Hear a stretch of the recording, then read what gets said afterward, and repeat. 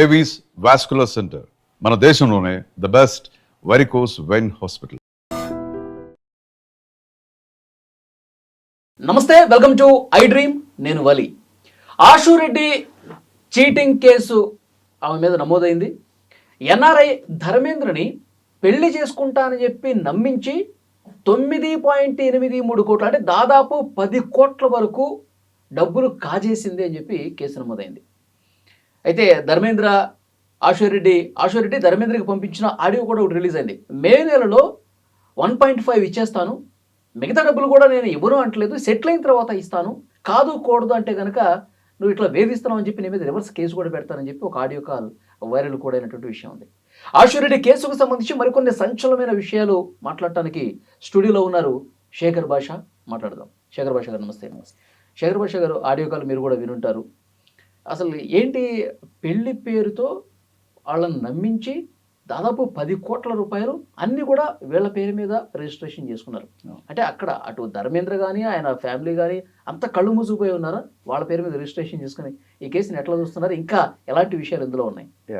First అయితే FIR మాత్రమే చూశాను, తర్వాత బయటకు వచ్చిన ఆడియో లీక్స్ చూశాను, తర్వాత కొంతమంది వాళ్ళ శ్రేయోభిలాషులు వాళ్ళ బంధువులతో కూడా నేను మాట్లాడాను. సో ఇప్పుడు నాకు కొంత పిక్చర్ ఉంది దీని గురించి క్లియర్గా. ఇతను ధర్మేంద్ర అంటే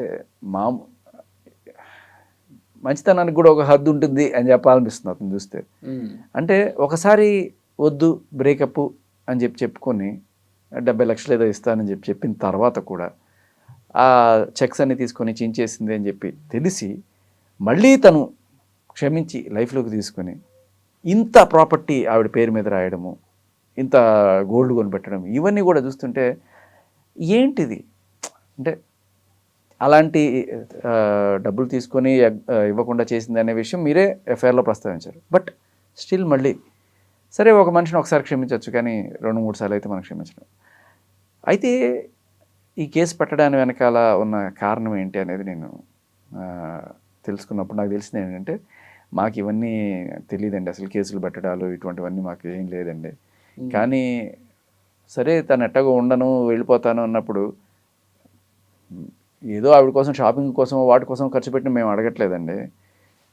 మెటీరియలిస్టిక్గా ఏవైతే తీసుకుందో, పొలాలు, వాళ్ళ నాన్నగారికి ఏదో 60 లక్షలు ఇచ్చారట, ఒక పొలం కొనుక్కోండి, వైజాగ్లో కొన్నారట ఒక పొలము ప్లాట్, అది తర్వాత ఇల్లు ల్యాంకో హిల్స్లో ఎక్కడో 3 కోట్ల వర్త్ ఇల్లు, తర్వాత ఇలాంటివి ఏవైతే బంగారం ఒక 5 కేజీలు ఇటువంటివి ఏవైతే ఉన్నాయో ఇప్పుడు మీరు చేసుకున్నప్పుడు అవెందుకు, నేనే మొగుడు వద్దు కానీ మొగుడు కారు, మొగుడు ఇల్లు, ఇవన్నీ ఎందుకు మీకు, ఇచ్చేయండి అనే కోణంలో మేము అడిగాము. ఒకసారి కాదు, అసలు కేసు పెట్టడానికన్నా 4-5 సార్లు సిట్టింగ్లు అయినాయి.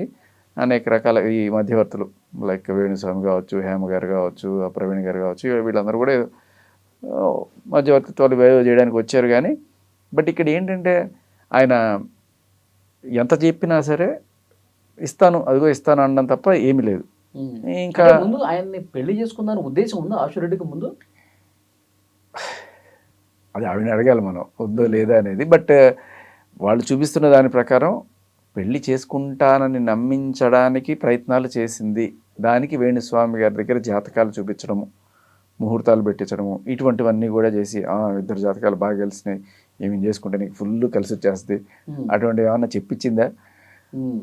సో సరే, ఇది జరిగింది. అయితే వాళ్ళు కేసు పెట్టడానికన్నా ఒక 4-5-6 నెలల క్రితం నుంచి మల్టిపుల్ సిట్టింగ్స్ జరిగినాయట. కొలికి రావట్లేదు, డబ్బులు ఇవ్వట్లేదు, ఏం చేస్తావు? ఫైనల్గా అదిగో ఇస్తా వాళ్ళతో వీళ్ళతో మాటలన్నీ మాట్లాడి ఇప్పుడు కూడా ఈ 1.5 నీకు ఇచ్చేస్తాననే ఆడియో వచ్చింది సరే. ఆ 1.5 కూడా మాట వరుసగా అంటారు తప్ప ఏమీ ముందుకు జరగదు. ఏ రోజు కూడా రిటర్న్లో పైసా వచ్చిన దాఖలాలు కనిపించట్ల, మాటలు మాత్రమే ఉంటున్నాయి. దీనికి తోడు ఇంకా కొంచెం గట్టిగా అడిగేసరికి అంటే ఈవిడికే కాకుండా వీళ్ళ చెల్లికి, వీళ్ళ నాన్నకి, వీళ్ళ అమ్మకి కూడా ఇతను డబ్బులు ట్రాన్స్ఫర్ చేసిన ట్రాన్సాక్షన్స్ చూపిస్తున్నారు. మరి వాళ్ళని కూడా అడగాలి కదా, ఈయన వాళ్ళకి డబ్బులు ఇచ్చినప్పుడు. వాళ్ళని అడుగుతుంటే వాళ్ళకి ఫోన్ చేసి మీ అమ్మ ఇట్లా చేస్తుంది, పెళ్ళి చేసుకొని ఉంటుంది అంటే వాళ్ళు ఈవిడికి ఫోన్ చేసి ఏంటమ్మా ఇలా చేస్తున్నావు అన్నప్పుడు ఈవిడ ఈయనకి ఫోన్ చేసి ఏంటి మా ఇంట్లో వాళ్ళకి ఫోన్ చేస్తావా, అసలు వాళ్ళతో నీకేంటి సంబంధం, ఏమన్నా ఉంటే నువ్వు తెలుసుకున్నావు. మరి నువ్వు నేనే తెలుసుకునేప్పుడు వాళ్ళకి డబ్బులు ఎందుకు ఇప్పించావు? వాళ్ళ అమ్మ డబ్బులు తీసుకుంది, వాళ్ళ నాన్న డబ్బులు తీసుకున్నారు, వాళ్ళ చెల్లెలు డబ్బులు తీసుకున్నారు, ఇవన్నీ కూడా వాళ్ళు చెప్తున్న మాటలు. అందుకే అక్యూజ్డ్ పేర్లలో వాళ్ళ ఫ్యామిలీ మొత్తం కూడా చేర్చడం జరిగింది. డైరెక్ట్ ట్రాన్సాక్షన్స్ ఇన్వాల్వ్ ఉన్నాయి కాబట్టి. అడిగే కొద్దీ ఇవ్వకపోగా ఇతను బెదిరించి మళ్ళీ రిటర్న్లో డబ్బులు తీసుకునే ప్రయత్నం కూడా చేశారు అన్నట్టుగా కొంతమంది వీళ్ళ బంధువులు చెప్పుకొచ్చారు. అందులో రాకేష్ రెడ్డి అనే ఒక వ్యక్తి పేరు వచ్చింది. అతను ఏదో సమ్ కేసులో మర్డర్ కేసు ఉంది అతని మీద. అటువంటి వాళ్ళని తీసుకొచ్చి బెదిరించే ప్రయత్నం కూడా చేశారు. అక్కడితో కాకుండా అంటే నా మీద ఆల్రెడీ ఒక మర్డర్ కేసు ఉంది, ఇంకోటి చేస్తే నాకు పెద్ద కొత్తగా పడే శిక్షలు ఇటువంటి మాటలు మాట్లాడుంటారో మరి ఏమో తెలియదు. అతను తీసుకొచ్చి బెదిరించే ప్రయత్నం చేశారు. దీనికి తోడు వేరే అబ్బాయితో రిలేషన్లో ఉంది అనే విషయం వాళ్ళ బంధువులు వీళ్ళందరూ కూడా ఆ అబ్బాయికి డైరెక్ట్గా మేము చూసాము అని చెప్పి అడిగినప్పుడు, కన్ఫర్మ్ చేసినప్పుడు ఆవిడ కూడా అవును అందుకనే విడిపోదాం అన్నట్టుగానే ఏదో మాట్లాడినట్టుగా సమాచారం. సరే విడిపోతే విడిపోయావు, తీసుకొని ఇచ్చేయడం అనేది పద్ధతి. ఇక్కడ అడిగే కొద్దీ ఆవిడ రకరకాలుగా అతన్ని బెదిరించడానికి ట్రై చేస్తున్నట్టుగా వాళ్ళు చెప్తున్నారు. అందులో ఫైనల్గా ఒకటి ఏంటంటే కేసులు పెడతాం, హెరాస్మెంట్ కేసులు పెడతాం, అత్యాచారం కేసులు పెడతాం. కేసు పెట్టామంటే నీ ఉద్యోగం పోద్ది, నువ్వు తర్వాత ఇవన్నీ ఈ హంగులు పోయి అడుగు తినాల్సి వస్తుంది, మీ ఫ్యామిలీ రోడ్డుని పడుతుంది, అవసరమా నీకు, ఇస్తానంటుంది కదా, హెరాస్ చేయకు. అంటే వేరే వ్యక్తులతో బెదిరించడం. ఆవిడ కూడా కేసులు పెడతాను డైరెక్ట్గా ఆవిడే చెప్పింది కదా. సో ఇక్కడ కేసులు పెడతా అని చెప్తే ఎవరికైనా భయం వేస్తుంది కదా. ఇప్పుడు నువ్వే అప్పిచ్చి నువ్వే కేసులు పెట్టుకోవడం ఏంటి? అదే సినిమాలో కాలేజీలో అడ్డెడ్డెడ్డెడ్డె నువ్వే కారు గుద్దేసి నువ్వే నన్ను సీరియస్గా చూసేస్తావు అన్నట్టుగా అది నడుస్తుంది ఇప్పుడు ప్రస్తుతానికి. సో ఫైనల్గా ఇంకా చాలా బెదిరింపులు, అంటే ఇలా రౌడీ గుండాగాళ్ళు లాంటి వాళ్ళని దింపడము, దాంతోపాటు కేసులు పెడతాము, పోలీస్ కేసులు పెడతాము, మిమ్మల్ని బజార్కి ఇస్తాం, ఇన్ని బెదిరింపులు వచ్చిన తర్వాత ఇంకా చూసేది లేదు, ఏమైతే అయింది వెళ్ళి పెట్టేద్దాం కేసు అని చెప్పి వాళ్ళ నాన్న వెళ్ళి కేసు పెట్టడం జరిగింది. ఇప్పుడు వీళ్ళు ఎక్కడున్నారండి? సత్యనారాయణమూర్తిను ధర్మేంద్ర. ధర్మేంద్ర లండన్లో ఉన్నాడు, ఈయన ఎక్కడ ఉంటారు, వాళ్ళ నాన్నగారు ఇక్కడే ఉంటారు. ఆయన కేసు పెట్టారు. సో తర్వాత ఇప్పటిదాకా ఆవిడైతే ఏ రకమైన సమాధానం చెప్పలేదు. నేను ఏదో ప్రెస్ మీట్లో కనబడినట్టు ఉన్నారు, బట్ మన మీడియా సోదరులు ఎందుకు అడగలేదో కూడా నాకు అర్థం కాలేదు. పాతది ఏమన్నా ఉండొచ్చేమో వీడియో, నా డౌట్. లండన్ నుంచే పంపించేవాడు డబ్బులన్నీ కూడా. అంతే. ఒకప్పుడు అంటే మనం పోస్ట్లో రావాలి డబ్బులు, ఇప్పుడు అంతా ఆన్లైన్ ట్రాన్సాక్షన్. అంతే, ఆన్లైన్ ట్రాన్సాక్షన్స్ మొత్తం చాలానే ఉన్నాయి. సరే ఇప్పుడు ఏంటంటే ఆవిడ మీ ఏమంటారు ఇన్స్టాగ్రామ్లో పెడుతున్నది ఇవన్నీ ఫాల్స్, దీన్ని నమ్మకండి, దీన్ని ఎవరన్నా స్ప్రెడ్ చేస్తే మీ మీద కేసులు పెడతా. సో కేసులు పెడతాను ఆయన బెదిరించడమే కాదు, మీడియాను కూడా బెదిరిస్తుంది అనమాట. కోర్టులో కూడా పిటిషన్ వేశారు కదా, క్వాష్ చేసేయాలి. అదే అసలు నా వివరణ తీసుకోకుండా, నా వాదన వినకుండా అసలు పోలీసులు ఎట్లా కేసు నమోదు చేస్తారు అదే అని చెప్తాను. అదేదో సినిమాలో ఒక సీన్ గుర్తొస్తుంది, వాడు ఉరిదీస్తూ ఉంటారు, నీ ఆఖరి కోరిక ఏంటి అని అడుగుతారు, నాకు ఇది తీసేస్తే నేను మా ఇంటికి వెళ్ళిపోతా అంటారు. అలా సో పోలీసులు ఈ కంప్లైంట్ ఇచ్చి 3 నెలలు అయిందట, అది ఎఫ్ఐఆర్ అవడానికి 2 రోజులు పట్టింది. అంటే పోలీసులు ఒక అమ్మాయి మీద కేసు పెట్టేటప్పుడు తరువుగా ఎంక్వైరీ చేసుకొని పెట్టరు. అదే వలి మీద శేఖర్ మీద పెట్టాలంటే అలా పెడతారు, ఏ ఆధారాలు అక్కర్లా. అదే కదా వాళ్ళ ధైర్యం, అమ్మాయిలు పెడితే తీసుకుంటారు, ఏ సాక్ష్యాలు లేకుండా తీసుకుంటారు, ఎఫ్ఐఆర్లు పెడతారు, బద్నాం చేయొచ్చు అని ఆ ధైర్యంతో కేసులు పెడతారు. ఇప్పుడు ఏమవుతుందంటే ఇటువంటివన్నీ చూస్తే జనాలకి రేపు ఒక ఆడపిల్లకి అప్పు ఇవ్వాలన్నా కూడా భయపడే పరిస్థితి. ఇప్పుడు నువ్వు నాకు నువ్వు నా చొక్కా పుట్టుకొని అడగచ్చు, లేకపోతే ఇదిగో ప్రామిసరీ నోట్ ఉందని చెప్పచ్చు.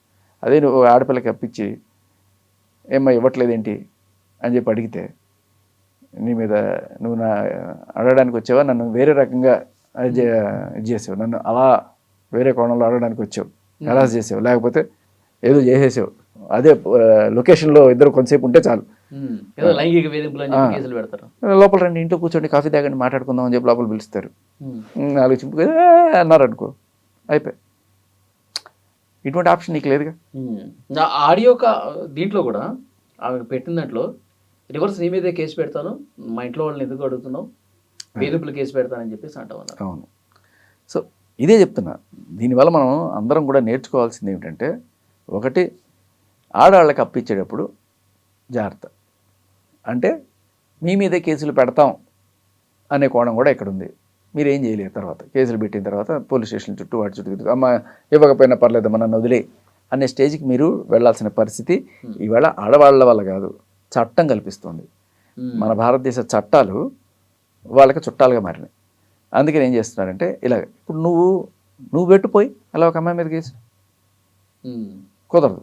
నీకు ఒక అమ్మాయి అప్పించింది, నువ్వు ఇవ్వట్లేదు, 4-5 సార్లు చూసింది, అడుగుతుంది, 5-6 సార్లు అడుగుతుంది, అప్పటికీ ఇవ్వలేదు. ఏం చేస్తుంది తెలుసా? ఇవ్వట్లేదు అని చెప్పి వెళ్ళి కేసు పెడితే అది సివిల్ కేసు అవుతుంది. నీ దగ్గర నుంచి వసూలు చేసుకోవాలంటే అలా కాదు. వలి నన్ను అదో రకంగా చూశాడు, వలి నేను ఇక్కడ ఉన్నప్పుడు నన్ను నా మీద చెయ్యి చేశాడు, లేకపోతే వలి నన్ను ఏదో చేశాడు అని చెప్పి వెళ్ళి పెడితే నీ మీద క్రిమినల్ కేసు అవుతుంది. నాయన ఎందుకు రా బాబు డబ్బులు ఇచ్చేస్తే బెటర్. సో డబ్బులు వసూలు చేసుకోవాలనుకున్న వాళ్ళే, ఎగ్గొట్టాలనుకున్న వాళ్ళకి బోల్డెన్ చట్టాలు ఉన్నాయి. రీసెంట్గా కరీంనగర్ దగ్గర ఎక్కడో ఒక పోలీస్ స్టేషన్లో ఒక ఆవిడ ఒకతని మీద అత్యాచారం కేసు పెట్టింది. ఏమిటి? 5 లక్షలు అతను ఏదో విషయంలో ఇస్తానని చెప్పి ఇవిడికి ఇవ్వలేదట. దానికి అతని మీద అత్యాచారం కేసు పెట్టి, మామూలుగా అయితే ఇదేంటి సివిల్ కేసు పెట్టుకోవాలి. సివిల్ కేసు పెడితే అది ఎప్పటికి తెలియను. ఏమిటి అత్యాచారం చేసి పెట్టుకున్నాడు వాడు కాళ్ళబేరానికి వస్తాడు కదా, సెటిల్మెంట్. అలాగే అద్దెకు ఉన్న చాలామంది ఆడవాళ్ళు ఇళ్లలో అద్దెలుకుండి ఒక 5-6 నెలలు 7 నెలలు ఎగ్గొట్టి తర్వాత డబ్బులు గట్టిగా అడిగితే ఇంటికి రండి లోపల కూర్చొని మాట్లాడుకుందాం అని చెప్పి తర్వాత ఆడ వెళ్ళిపోగానే కేసు. ఇంటికి వచ్చాడు, నన్ను డబ్బులు అడిగాడు, లేకపోతే డబ్బులు ఇవ్వకపోతే పడుకోమన్నాడు అని చెప్పి వెళ్ళి నా మీద అత్యాచార యత్నం చేశాడు లేకపోతే చేశాడు అని చెప్పి కేసు పెట్టేశారు అనుకో. నువ్వు తర్వాత అది కాదు కదా, ఇల్లంతా నీకే ఇచ్చేస్తాను తల్లే నువ్వు.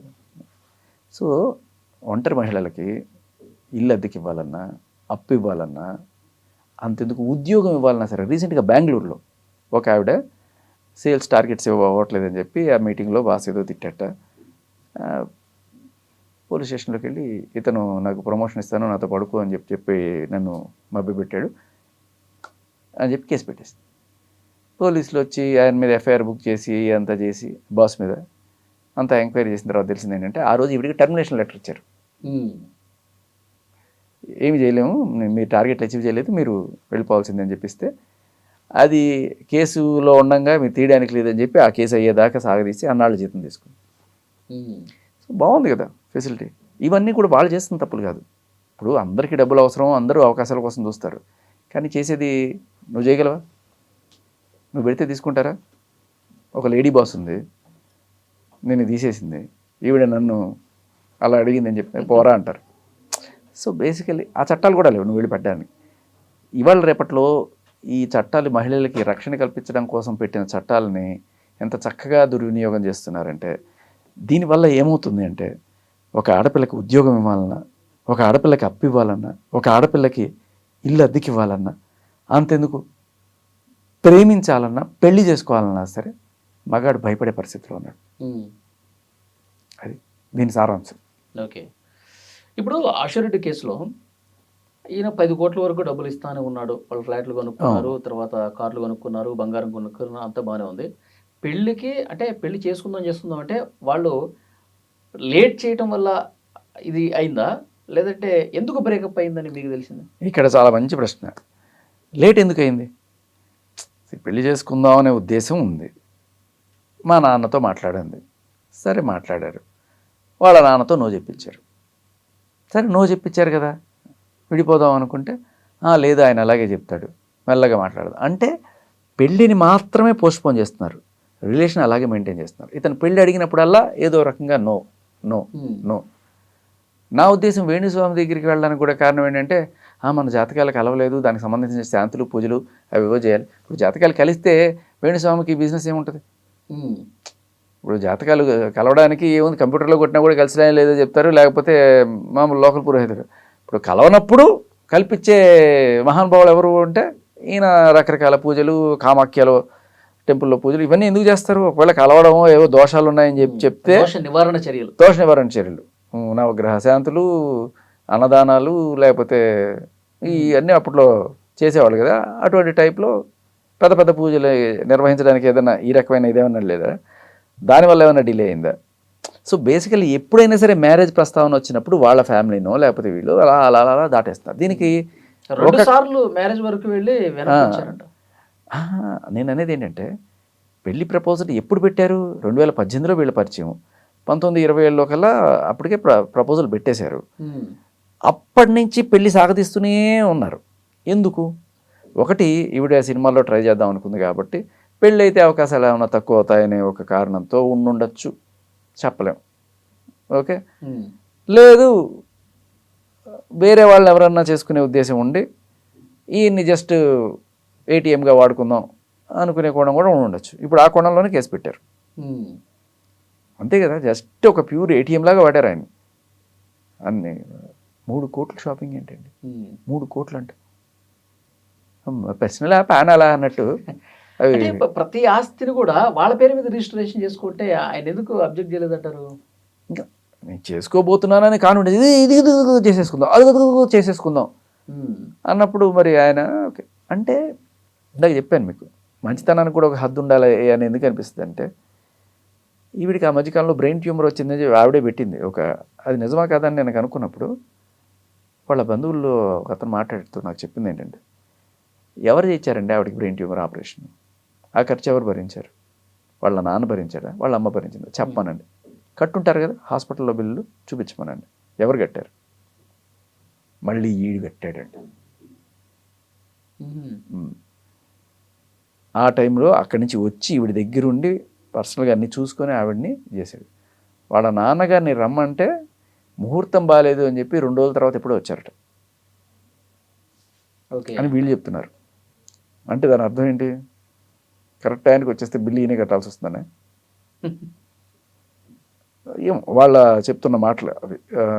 సో ఇలా చాలా వరకు పెళ్ళిని తోయడం, అతను ఎంత మంచితనం చూపించినా కూడా ఆ మంచితనాన్ని వాడుకోవడంలోనే ఉన్నారు తప్ప రికగ్నైజ్ చేయలే. దానికి తోడు ఎప్పుడో ఒకనొక టైంలో వీళ్ళ ఊళ్ళోని వీళ్ళ ఓన్ ప్రాపర్టీలో వేరే వ్యక్తితో ఈవిడ ఉన్నట్టుగా వాళ్ళు చెప్తున్నారు. జయంత్ అనే వ్యక్తి వీళ్ళ డబ్బులతో ఫ్లాట్ తీసుకున్నారు, ఆ ఫ్లాట్ లోనే వేరే వ్యక్తితో అష్యూరెడ్ ఉంది ఉన్నట్టుగా వాళ్ళు చెప్తున్నారు. అది దీంట్లో కూడా రాశారు, ఎఫ్ఐఆర్లో కూడా రాశారు, ఎఫ్ఐఆర్ గురించి కూడా రాశారు. అలా అది రెడ్ హ్యాండెడ్గానే మాకు తెలిసింది. కానీ మాకు we don't want to make an issue out of it.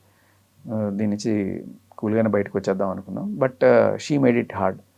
ఆవిడ బెదిరించడాలు, భయపెట్టడాలు, కేసులు అని చెప్పడాలు, ఇలా రకరకాలుగా చేస్తే మాకు వేరే ఆప్షన్ లేక ఇప్పుడు దాదాపు 10 కోట్ల వరకు తేలుతుంది. ఏమేమి కొన్నారు ఏంటి అనేది కూడా చాలా లిస్ట్ చాలా క్లియర్గా చెప్తున్నారు వాళ్ళు. మరి ఇంత తీసుకున్నప్పుడు మే వరకు టైం ఇవ్వండి, 1.5 ఇచ్చేస్తా. 1.5 ఇవ్వటం ఏంటి? అంటే మిగతా 8 crores ఉంచుకుందామనా ఉద్దేశం? లేదుగా, అది సెటిల్ అయినప్పుడు ఇస్తానని చెప్తున్నారుగా. సెటిల్ అయినప్పుడు అంటే ఇప్పుడు వరకు కార్ల రూపంలోనూ, లేకపోతే బిల్డింగ్ల రూపంలోనూ, ఫ్లాట్ల రూపంలోనూ, పొలాల రూపంలోనూ, బంగారం రూపంలో ఉన్నాయి కదా. ఇప్పుడు నా పేరు మీద ఉన్న నువ్వు పీకేసుకుంటే ఎట్లా? బయటంతా నాది నాది అని చెప్పుకున్నప్పుడు సడన్గా ఇవన్నీ వెళ్ళిపోతే నాకు ప్రెస్టేజ్ ఏం గాను. ఇలాంటివి ఏవో ఉండొచ్చు. సో అవి ఇవ్వం ప్రస్తుతానికి అయితే. దానికి సంబంధించి ఏదో ఒక 1.5 ఇస్తాం, మిగతా తర్వాత ఇస్తాం. అంటే ఆడియో కాల్ విన్న తర్వాత మీకేమనిపించింది? చాలా ఎరోగెంట్గా అనిపించింది. అంటే ఈ 7-8 ఏళ్ల వాళ్ళ జర్నీలో 2018, ఇది 2026, సరే 7 ఏళ్ళు వేసుకోండి ఒక అటు ఇటుగా. ఈ 7 ఏళ్ల జర్నీలో ఆవిడ ఎక్కడైనా సరే ఇతనికి డబ్బు కానీ ఏమైనా గిఫ్ట్లు కానీ ఏమైనా ఇచ్చిందా? ఎంతసేపు ఇది 1 వే ట్రాఫిక్గా ఉందా? ఒకటి. ఎన్నిసార్లు పెళ్ళిని పోస్ట్పోన్ చేసుకుంటూ వచ్చింది? ఎందుకు ఇంత తప్పించుకునే ధోరణి? అప్పుడు కూడా పోస్ట్ డేటెడ్ చెక్స్ ఇస్తున్నట్టుగానే చెప్పి తర్వాత చించేయడం. ఇది ఈ మోడస్ ఆపరెండి చూసిన తర్వాత ఆవిడ ఇస్తుందని అయితే ఈ మేలో అంటే నెక్స్ట్ మంత్ లోపల ఇచ్చేస్తానని చెప్తుంది. ఓకే, ఇప్పుడు ఈ జర్నీలో ఇప్పుడు ఏమవుతుంది? ఆయన లండన్లో ఉంటాడు, ఈమెమో హైదరాబాద్లో ఉంది. ఆయన అక్కడికి రావటం కానీ ఈమె అక్కడికి వెళ్ళటం కానీ ఆ డేట్ ఏమన్నా జరుగుండొచ్చు. దాంట్లో పెద్ద వింత లేదు. అంటే మీరు అనేది ఇంత పాస్ట్లోనా? పాస్ట్లో పరిచయం అయిన దగ్గర నుంచి ఇప్పటి వరకు అంటున్నా. వెళ్ళుండొచ్చు, ఏముంది దాంట్లో పెద్ద వింత ఏముంది? ఇద్దరు కలిసి ఉన్నారు అనేది ఆయన ఎస్టాబ్లిష్ చేస్తున్నాడు, ఓపెన్గానే చెప్తున్నారు. సో దాంట్లో ఏం లేదు. కాకపోతే దాన్ని ఇప్పుడు ఈ మధ్యకాలంలో కొన్ని కేసులు నమోదవుతున్నాయి. 5 ఏళ్ళు కలిసి ఉన్నాం, 5 ఏళ్ళ నుంచి వీడు నన్ను అత్యాచారం చేస్తున్నాడు. అవును, చాలా ఇవే ఇంజనీరింగ్ కాలేజ్ కేసు చూసావు కదా రీసెంట్గా. అవును, 1.5 year నుంచి కలిసి ఉన్నాడు. 1.5 year నుంచి ఈ అమ్మాయికి మత్తు మంది కలిపి అత్యాచారం చేస్తూనే ఉన్నాడు వాడు. మన పోలీసులు కేసులు తీసుకుంటారు. అలాగే నిన్న ఒక తీర్పు వచ్చింది. 15 సంవత్సరాల నుంచి కలిసి కాపురం చేసింది, పెళ్లి చేసుకోకుండా, పిల్లోడు కూడా పుట్టేశాడు.